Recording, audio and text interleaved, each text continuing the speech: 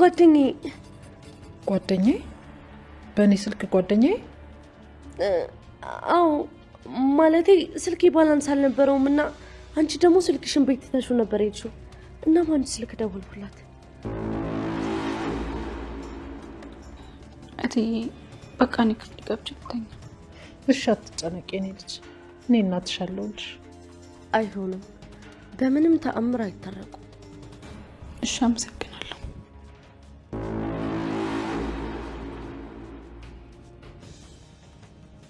ቃል አትዋሽኝ፣ ማን ነበር የደወለው? ኧረ እኔ አልዋሸሁም። እኔ እኮ ለጓደኛዬ ደውዬ ማለቴ እሷ ደውላልኝ እሷ ናት። ቆይ ግን ምንድን ነው የምትቀባጥር? ቃል ምን ሆነሻል? ኧረ ምንም። ምን ሆንኩ? እሺ አሁን ስልኬን ስጭኝ። እንዴ ለምን? አንቺ ልጅ ምን ሆነሻል? ስልኬን እኮ ነው የጠየቅኩሽ። ማንም እኮ አልደወለም። ደግሞ ነው አይቼዋለሁ። እሺ እሰጥሻለሁ። አሁን ስልኬን ስጭኝ። ትቼው ሄጄ ስለነበረ ብዙ እትዬ እኔን ይቅርታ መጠየቅ አይጠበቅብሽም። ተቀይመሽኛል አይደል ብሌኔ? እንደ መጥፎ ሰው እያየሽ ነው አይደል? አዎ በእርግጥም እውነትሽ ነው። እኔ መጥፎ ሰው ነኝ። እኔ እንደሱ አላልኩም። አሁን ተነሽና ምሳሽ ምግቢ። ይቅርታ ካላደረግሽልኝ በፍጹም አልነሳም። እባክሽ ለፖሊስ እንዳልናገርኩን አልናገርም፣ አታስቢ። እባክሽን፣ እኔ ለሱ ብዬ አይደለም፣ እኔ ይቅርታሽን ብቻ ነው የምፈልገው። እሺ በቃ ተነሽና እናውራ። ተነሽ እትዬ። በዚህ ጉዳይ እኔን አይደለም ይቅርታ መጠየቅ የሚገባሽ። አውቃለሁ ብሌኒ፣ እኔ ለዚህ ብቻ አይደለም ይቅርታ የጠየኩሽ። የቃልን ንግግር ሰምቼ እንደዛ ልናገርሽ አይገባም ነበር። ላንቺ ስል ነበር ያደረኩት። እንደዛ ሆነሽ ውሸት ነው ብለሽ። ሰላም ውዴ ቻናሌ ቤተሰቦች እንዴት አላችሁልኝ? እንኳን ወደ ሰብለ ዩቲዩብ በሰላም መጣችሁ። አደራ ድራማ በክፍል 26 ላይ እንግዲህ አቶ በኃይሉ በቃል ምክንያት እንደታሰረ እናውቃለን። በዚህም የተነሳ እንግዲህ አልማዝ ተመልሳ መጥታለች። አልማዝ አሁን ላይ ገንዘቡን ካልሰጣችሁኝ መኖሬን ለሰላም መጥቼ እነግራታለሁ፣ ሌሎች ሚስጥሮቹንም የምነግራት አለኝ በማለት ቃልን እያስጨነቀቻት ትገኛለች። ቃል ደግሞ ለምን ቸኩዬ በኃይሉን አሳሰርኩት ብላ አሁን ላይ በጣም ችግር ላይ ሆና ትገኛለች። ሰላምንም ገንዘብ እንድትሰጣት ብትጠይቃት በጣም ብዙ ችግር አለብኝ፣ ይቅርታ ልሰጥሽ አልችልም ብላታለች። አሁን ላይ ቃል ነገሮች ሁሉ እየተሳኩላት አይመስለኝም። እስከ ዛሬ ድረስ በኃይሉ እያገዛት ስለነበረ አሁን ላይ እሱ እንግዲህ ብሌን የሰላምን ወንጀል ለፖሊስ እነግራለሁ ብላ ስልኳን አንስታ ወደ ፖሊሶች ደውላ ነበረ። ነገር ግን ሰላም በተደጋጋሚ እባክሽ ብሌን፣ እኔ አውቄ አይደለም ይሄን ነገር ያደረኩት፣ እባክሽ ለፖሊስ አሳልፈሽ እንዳትሰጭኝ እያለች ለምናት ነበረ። ፖሊሶች ጋር ከደወለች በኋላ ሰላም የለመነቻት ቃላቶች ሁሉ እየመጡ ውስጧን ይረብሸው ስለጀመረ እንግዲህ በስህተት ነው ይቅርታ ብላ ለፖሊሶቹ ምንም አይነት መረጃ አልሰጠቻቸውም ማለት ነው። እናም እንግዲህ በዚህ የተነሳ በተደጋጋሚ እንደውም ፖሊሶቹ ደግሞ ደውለው ወንጀልን መደበቅ በሕግ ያስቀጣል፣ ስለዚህ ሆን ብለሽ አይደለም የደወልሽው ስራዬ ብለሽ ነው እና ተናገሪ ቢሏትም ብሌን ግን ምንም አላውቅም ተሳስቼ ነው ብላ እንግዲህ ስልኩን ዘግታባቸው ነበረ። እና እንግዲህ በዚህ ቅጽበት ይሄ ስልክ ቁጥር የማን ነው ብለው ያው ታውቃላችሁ እንግዲህ የእነሱ ስራቸው ነው። ካጣሩ በኋላ እንግዲህ የብሌን የእናቷ በእናቷ ስም የወጣ ሲም ሆኖ ተገኝቷል ማለት ነው። እንግዲህ ብሌን ወይ አልተናገረች ወይ ዝም አላለች። በእውነት ለመናገር ከሆነ ተናግራ ቢሆን ሰላምን ነጻ ታወጣት ነበረ። አልማዝ የምትባለውን ሴትዮ ገለው እንደቀበሯት ብትናገር ኑሮ እንግዲህ በምርመራው የአልማዝ አለመሞት ይገኝ ነበረ ማለት ነው። ያው የት እንደቀበሯት ሲያዙ ሲጠየቁ ያኔ እውነቱ ይወጣ ነበረ፣ ሰላምም ነጻ ትወጣ ነበረ። ነገር ግን ብሌን ይህን ነገር ደፍራ ማድረግ አልቻለችም። ሰላም እንግዲህ ቃል ራሷን ታጠፋለች ይህን ነገር ካደረግሽ እያለች።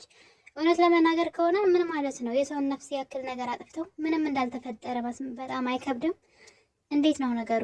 የሆነ እኮ ቢንቢ የገደሉ እኮ ነው የሚመስሉት። ሰውን ያክል ነገር ገድሎ ማለት ተጠያቂ በህግ ብቻ አይደለም በቤተሰብ ራሱ ተጠያቂ መሆን አለና ሰላም ምን አስባ ነው? እሷ ልጅ ራሷን እንዳታጠፋ እሷ የሰውን ሰው ገድላ ተጠያቂ እንዳልሆነች እስከ መቼ ልትኖር እንደፈለገች ባላውቅም ይህን ነገር እንግዲህ አሳልፈሽ አትስጭኝብኝ እያለች ትገኛለች። ነገር ግን ብሌን የጀመረችውን ጨርሳ ቢሆን ኑሮ እንደደወለች ለፖሊሶቹ ያለውን እውነት ተናግራ ቢሆን ለሰላም ትልቅ ውለታ ተውልላት ነበረ። ለጊዜው ሰላም ብትታሰርም ነገር ግን ነፃ መውጣቷ አይቀርም። ምክንያቱም እውነቱ ምርመራው ሲደረግ እውነቱ ስለሚወጣ ብዬ ነውና እንግዲህ ብሌን ሀሳቧን ቀይራ ምንም ነገር ሳትነግራቸው ቀርታለች። እነሱም ደግሞ ይህን ነገር እንደ ቀላል አላዩትም። ምርመራቸውን ቀጥለዋል። ለምንድን ነው ይህ ስልክ የተደወለው ብለው ስልኩን የደወለውን ሰው ማንነት ማጣራትን ቀጥለዋል። ሌላው እንግዲህ አልማዝ ናት። አልማዝ ያው ከተደበቀችበት ውስጥ ገንዘብ ያስፈልገኛል እያለች አቶ በኃይሉን በተደጋጋሚ ስልክ ብትደውልም የአቶ በኃይሉ ስልክ ሊሰራላት አልቻለም።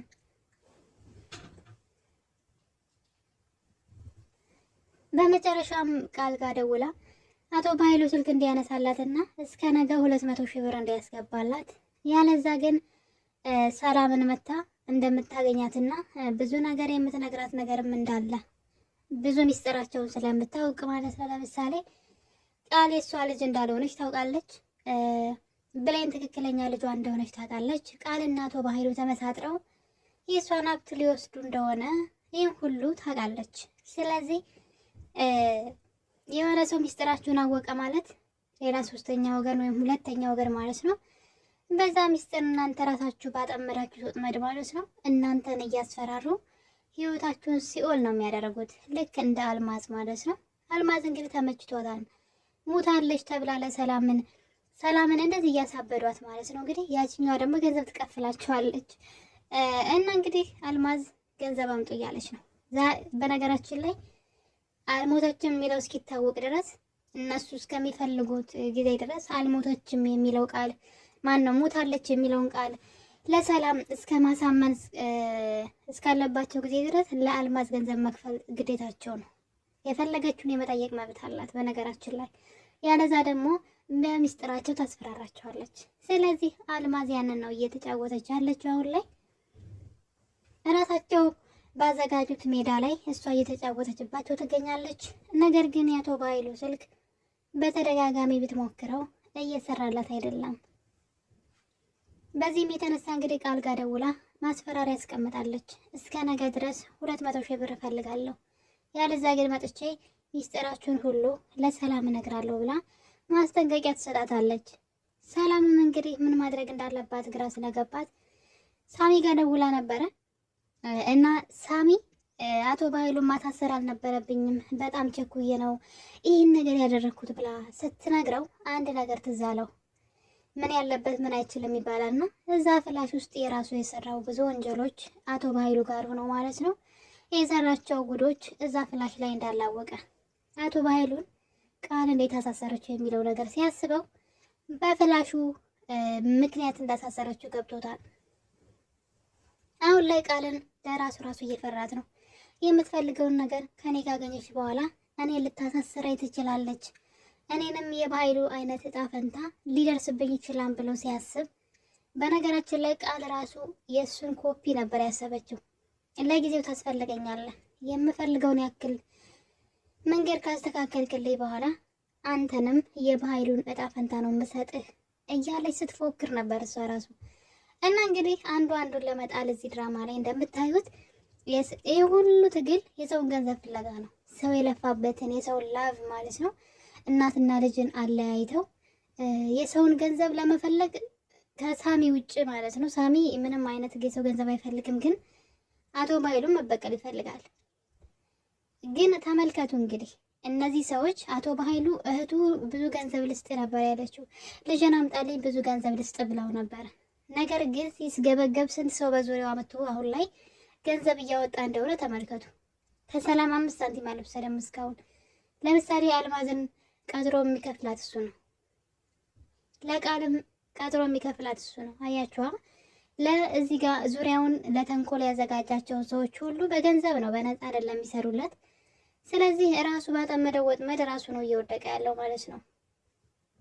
ነገር ግን እህቱ የምትሰጠውን ገንዘብ የፈለግከውን ያክል እሰጥሃለሁ ብለው ቢወስድ በሰላም ልጇን ቢሰጣት ብሌን ትክክለኛ ልጇ እንደሆነች ቢነግራት መልካም ነበረ።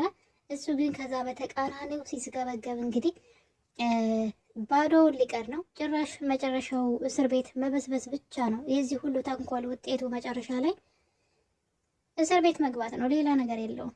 ቃልም እንግዲህ የእሷን ገንዘብ ለመፈለግ ሁሉንም ጥላ እሷ ማሸነፍ ትፈልጋለች እና ይህን ሁሉ ነገር እያደረገ ያለው እንግዲህ የሰላም ገንዘብን ነው። ሰላም በጣም የዋህነት ታበዛለች። ይህ ሁሉ ነገር እየተደረገ ቢያንስ ብሌን የቤት ሰራተኛዋ ሆና ይህን ሁሉ ሚስጥር ስታውቅ፣ ሰላም ግን አንድም ነገር ስለ ራሷ አታውቅም። ቤቷ ውስጥ ምን አይነት ድራማ እየተካሄደ እንደሆነ አንዱንም ነገር ልብ እያለች አይደለም። በተለይ ቃል የምታደርጋቸው የምታሳያቸው ሪያክሽኖች ችግር እንዳለ እንድትጠራጠር ያደርጋት ነበረ። በተለይ እዚህ ቀደም ደግሞ በኃይሉ በአክሽ አትጃታይ፣ እሷ ያንቺ ትክክለኛ ልጅ አይደለችም ብሏት ነበረ። በዛ ላይ ደግሞ ቤተሰቦችሽ እነማን ናቸው? የት ነው ያደግሽው? እያለች ብዙ ነገር መጠየቅና ማጣራት ነበረባት። የልጅ ፍቅር ስላላትና ልጇ ስትናፍቃት ስለኖረች ብቻ ልጅሽ ነይ ብላ ስትመጣ ተቀበለቻት። በዛ ላይ ቤት ውስጥ የምታደርጋቸው ነገሮች ሁሉ የምትሆነው የምትፈራው ነገር የተደበቀ ማንነት እንዳላት በግልጽ ይታወቃል። ሰላም ግን ይህን ነገር እያስተዋለች አይደለም። እንግዲህ ቃል አቶ በኃይሉ ማሳሰር አልነበረብኝም፣ ቢያንስ ያልማዝን ነገር እስኪያስተካከልልኝ ድረስ እንዳይታሰር ማድረግ ነበረብኝ ብላ ስታወራ፣ በእርግጥን የምፈልገው እዛው ቁንጫ እየበላው ሲሰቃይ እንዲኖር ነው ስትል ነበረ። ሰላም በጆሮዋ ነው የሰማቻት።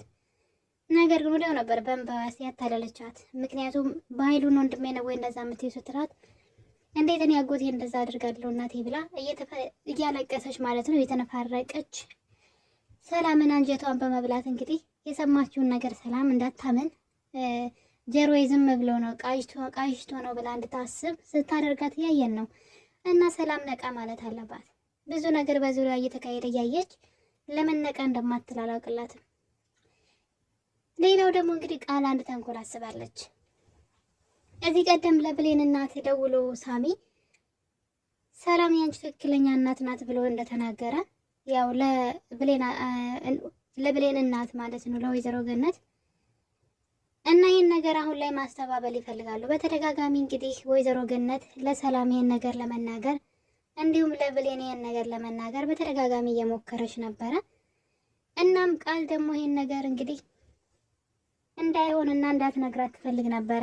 በመጨረሻም እንግዲህ ቃል አንድ ቀን ወደ ወይዘሮ ሰላም ቤት ገነት እየሄደች ነበር። ይህን ነገር ልትናገር ማለት ነው። ልጅሽ እንግዲህ እናትና ልጅ ናችሁ ብላ ልታበስራቸው ፈልጋ ነበረ። ይህን ነገር እንግዲህ ቃል ስታይ ቀድማ ወደ ግቢ በመግባት በሩ ከውጭ ነበር ያየቻት ገነትን። ተደብቃ በሩ ስር ስልክ ማውራት ትጀምራለች። እናም ገነት ድንገት በሩ ላይ ትደርስና ቃል የምታወራውን ነገር ታዳምጣታለች። ስማኝ ማነህ ብላ እንግዲህ ስሙን ጠርታ ማለት ነው ሲሳይ ሳሚ ማለት ነው ይቅርታ፣ ለሳሚ የደወለች መስላ በባለፈው እኮ ለገነት የውሸት እናቷ ናት ብለህ ሰላም እንደነገርካት ሰማሁኝ። እናም እንግዲህ ያች የብሌን አሳዳጊም እውነት መስሏት ይህን ነገር ለሰላም ልትነግራት ወደ ሰላም ቤት እኮ እየመጣች ነው ብላ ነገሩ ውሸት እንደሆነ እንዲመስል ብላ ማለት ነው እንግዲህ ለወይዘሮ ገነት እንድትሰማት አድርጋለች። ወይዘሮ ገነት ነገሩ ውሸት እንደሆነ አውቃለች ማለት ነው አሁን ላይ።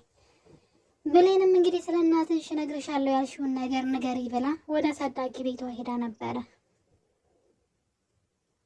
ነገር ግን ወይዘሮ ገነት ምንም የምነግርሽ ነገር የለም ውሸት ነው ብላ ነገሩን አድበስብሳባታለች መልሳ።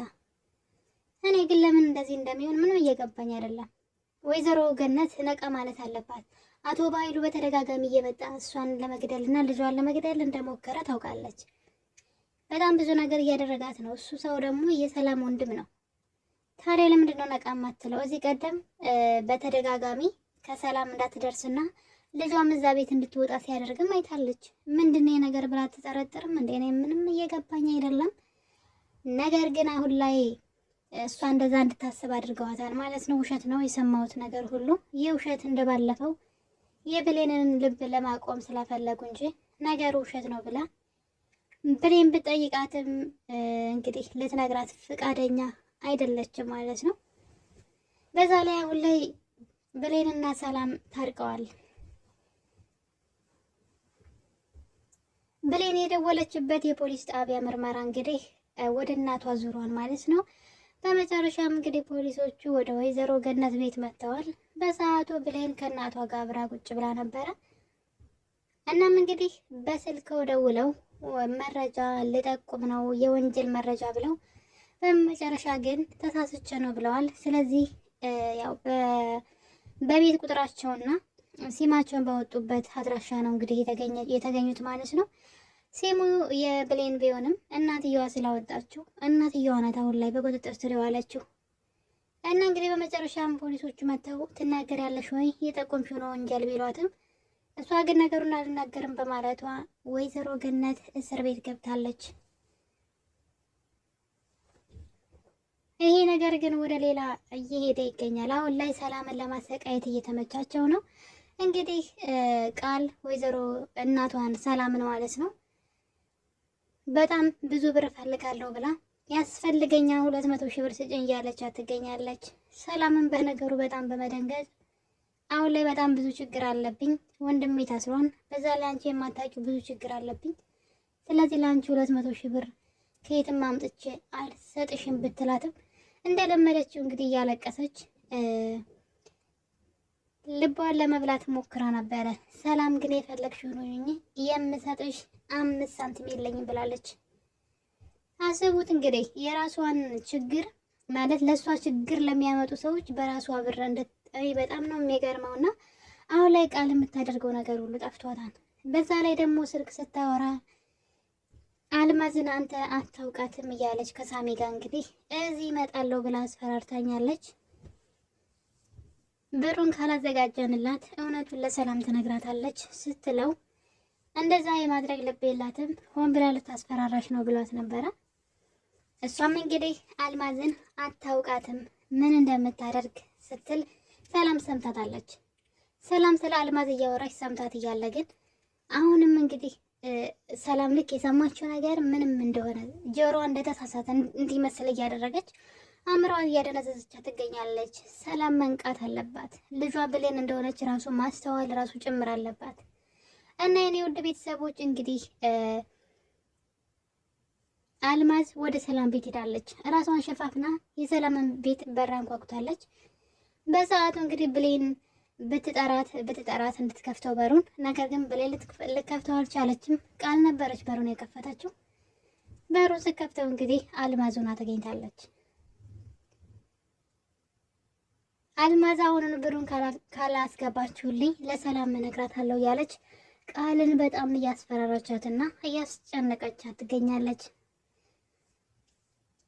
እንግዲህ በቀጣይ ክፍልስ ምን ሊፈጠር ይችላል? በክፍል 27 ቃል ብሩን ልትሰጣት ትችላለች ወይስ ሰላምንስ ምን አድርጋ በምን አስገድዳ ልትቀበላት ትችላለች የሚለው አጓጊ ነው። የኔ ውድ ቤተሰቦች አደራ ድራማ አሁንም ብሌን እናቷን አላገኘችም። በቀጣይ ክፍል ምን ይፈጠር ይሆን? አብረን የምናየው ይሆናል። የዛሬን አበቃን። ቸር ቆዩልኝ።